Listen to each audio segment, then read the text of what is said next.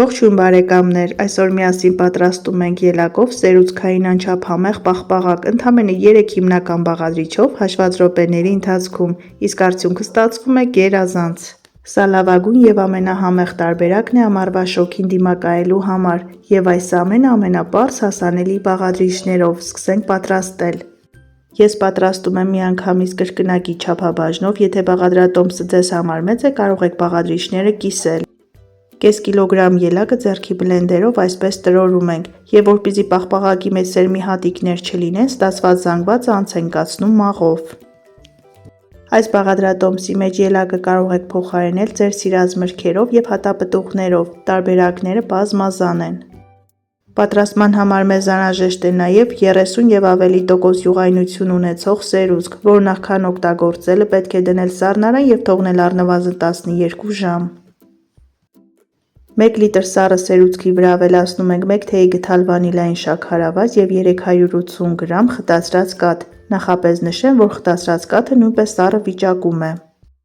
Սերուցքը խտացրած կաթի հետ միասին հարում ենք 3-ից 4 րոպե, պետք է ստացվի այսպիսի թույլ զանգված։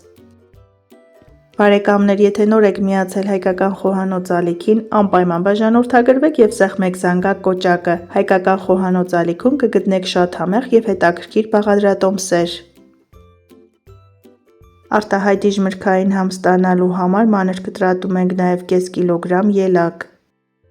Այս բաղադրատոմսի մեջ ելակի խոշոր լինելը այդքան էլ էական չէ, դրա համար կարող եք վերցնել մանր պտուղներ։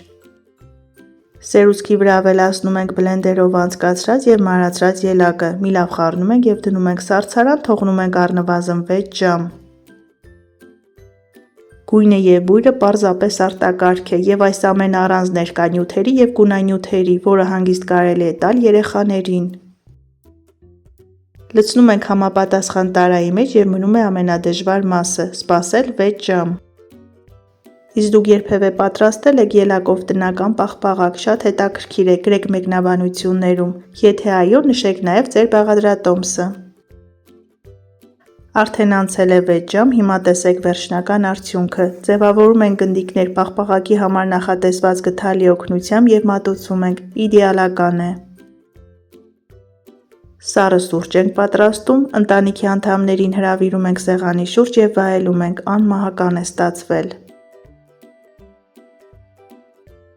Այսօր էլ ելակով տնական պաղպաղակի նման համեղ բաղադրատոմս, որը պատրաստվում է հաշված րոպեների ընթացքում, ընդամենը 3 հիմնական բաղադրիչով, փորձեք, վստահ եմ շատ կհավանեք։